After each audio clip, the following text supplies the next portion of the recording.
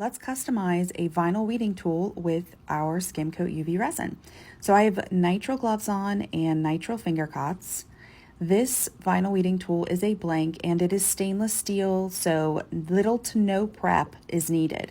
If you want to roughen up with a little piece of sandpaper, feel free to do that. Just make sure it's clean before you apply your resin.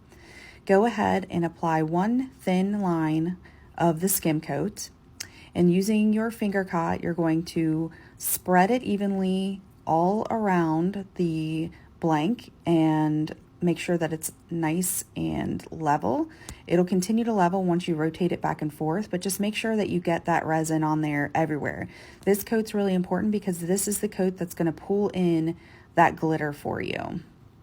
I like to take a silicone brush and run it along the bottom just to get rid of any excess resin that I may have gotten down there, and that way it doesn't cure to it. But if it does happen to cure there, no worries, you can snip it off with some resin clippers. It's easy fix.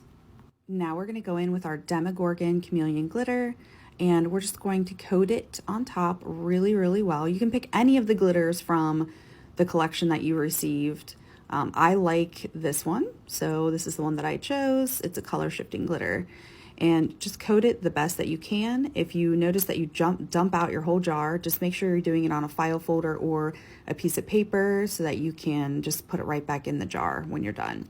I usually like to roll either my pencils, my weeding tool, everything in the glitter when I'm done, just so that I can make sure there's a nice thick coat of glitter on there. Now I'm attaching one of my crafting clamps just to make it a little bit more hands-free for me. And we're going to go ahead and cure this for about 2 minutes. Once it's fully cured, go ahead and use your glitter dusting brush if you have one, and just kind of dust away any excess glitter.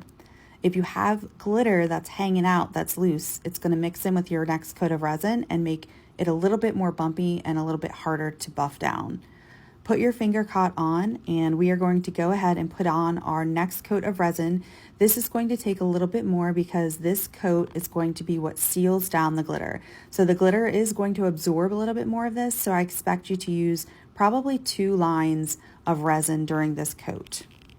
Just spread it evenly, rotating the tool, and once you feel like it's spread evenly throughout, I expect it to be bumpy during this stage, which is totally normal. Just make sure the most important part is that you're getting resin everywhere so that you can seal that glitter down, and when we sand and buff it out, it's not going to be removing the glitter. I'm going in with my second line of resin, and we're going to spread this out and make sure it's nice and level, make sure it's even everywhere, and then take that silicone brush, remove any excess resin from the bottom of your weeding tool, and then we're going to cure it for the same amount of time, about 2 minutes, and just make sure you're rotating it throughout the duration of the cure. So fresh out of the lamp, it's fully cured. However, you notice a lot of bumps, and this is totally normal for this coat. Now is the most important part in order to achieve that glass-like finish. We are going to wet sand this.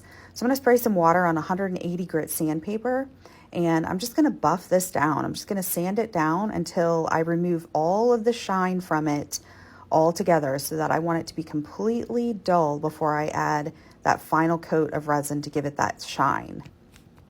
Now we're going to go in with our final coat, but one of the most important things at this stage is to make sure that your weeding tool is completely dust-free and clean. So use a microfiber cloth to make sure that you get everything before you start adding this resin.